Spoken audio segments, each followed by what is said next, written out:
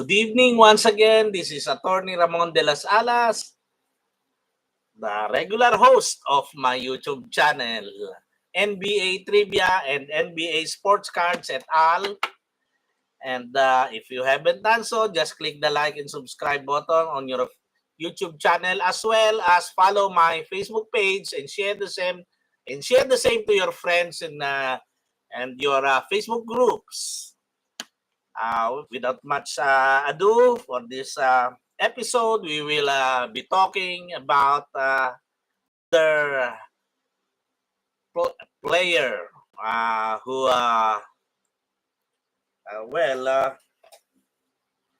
he was called the heavyweight champion of the ABA.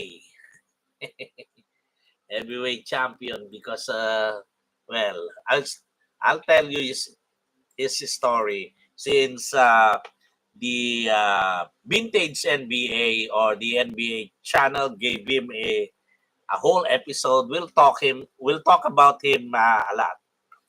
This is the only card I have of John Brisker. Yes, the heavyweight champion of the ABA.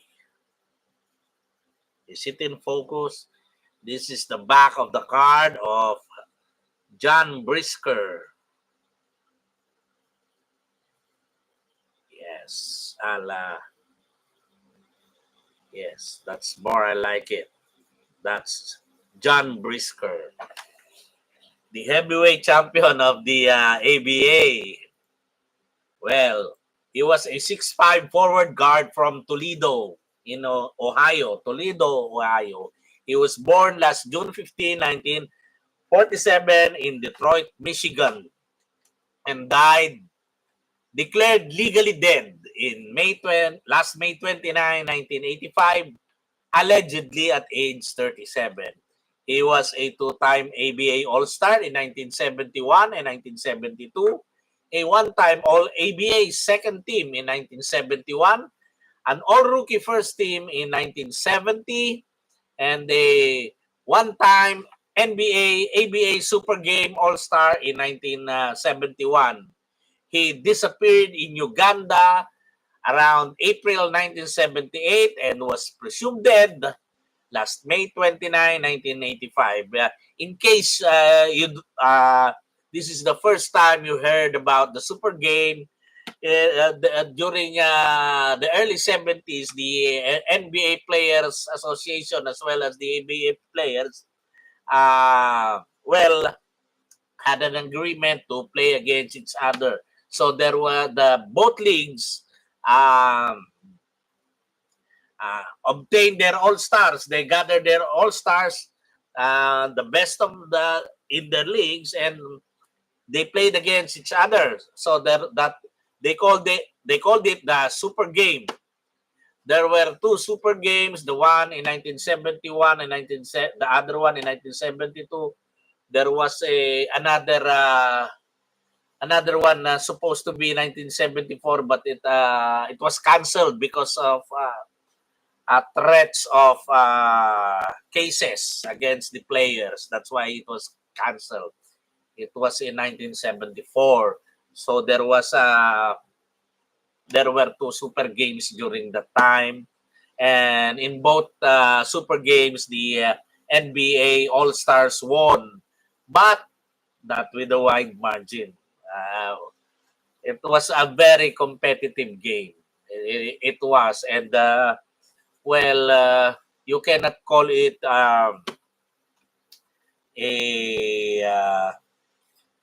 you cannot call the ABA patsies because they were great. They were almost of the same talent. In fact, many exhibition games, the NBA teams mostly won during the early stages because the NBA and ABA teams played some exhibition games. But during the latter years, it's the win-loss record were around 50-50, 50%. That's why, the ABA was a great league. Almost as good as the NBA, if not as good as. It's almost. And they gave the NBA players a good fight. Well, going back again to John Brisker, he averaged 29.3 points during the 1971-72 season for the Pittsburgh Condors. Also averaged 9.7 rebounds, 2.9 assists per game, shot 45%, 45.5% from the field, and 82.9 from the free throw line or the charity stripes. That's John Brisker, the so-called heavyweight champion of the ABA. He weighed around 215 to 220 pounds during his playing career.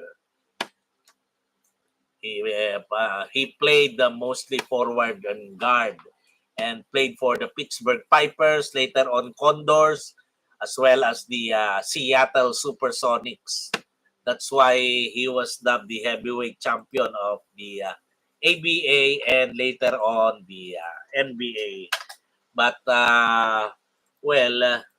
his alleged boxing career started when he was still the when he was already with the Seattle Supersonics.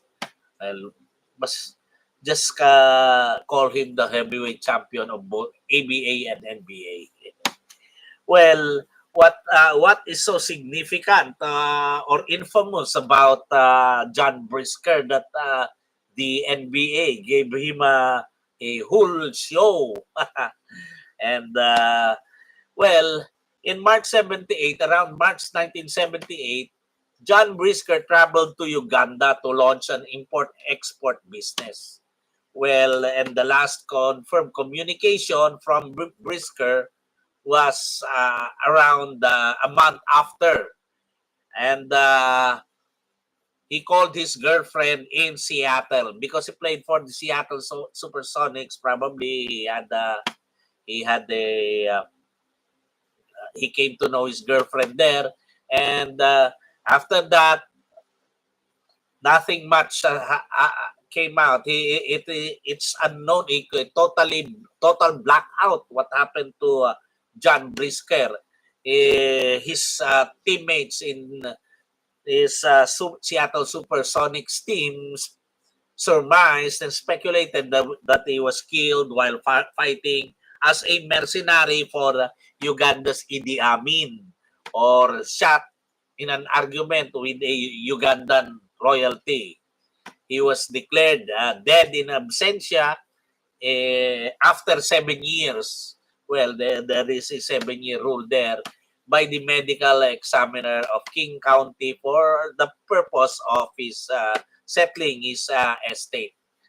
And however, the State Department could not confirm that Brisker actually traveled to Africa because during those times, the records were not yet computerized, and you can do away with other shenanigans. Well, so therefore, the State Department stated through a spokesperson that essentially they don't consider him dead. That is John Brisker. That is the story of John Brisker. Yes, his story is somewhat infamous, or he is the only NBA player who was presumed dead and has not been found ever since. Although Bison Dele had a similar fate, but with respect to John Brisker, it is not known whether he was killed or not. Bison Dele was presumed killed by his brother, but based on facts and evidence. But with respect to John Brisker, the heavyweight champion of the ABA and later on the NBA, well, it's unknown. We do not know what happened. We do not know if he was really killed in Uganda or he was still alive. Or he's still alive, problem if he's still alive until now, or he lived a few years after his mysterious disappearance. Those are the unanswered questions for John Brisker. Yes, that's John Brisker. Well, he is so important. He is important because if it's not important, the NBA TV would have not made him the topic of one of their shows. I before I saw the episode, the show about John Brisker, I already knew the what happened to him, to his mysterious disappearance. Well, meaning what were the facts that led and all other things that we know from him. But it became I became more well versed about his disappearance, and until now, his disappearance has been a mystery. Well, I think that will be all for this episode. However, I'd like to add an additional trivia for you. The length of the three-point line from the goal in the NBA officially is 23 feet and 9 inches. And what about the 8 seconds you need to bring the ball to the front court within 8 seconds? You must not stay in the backcourt for at least you must the maximum time where you can bring the ball to the front court is 8 seconds. And why is it significant? 8 seconds because in the sport of rodeo, they also use the 8-second rule, meaning you need to stay in the bull, in the horse, in order to make a successful ride in the rodeo. 8 seconds.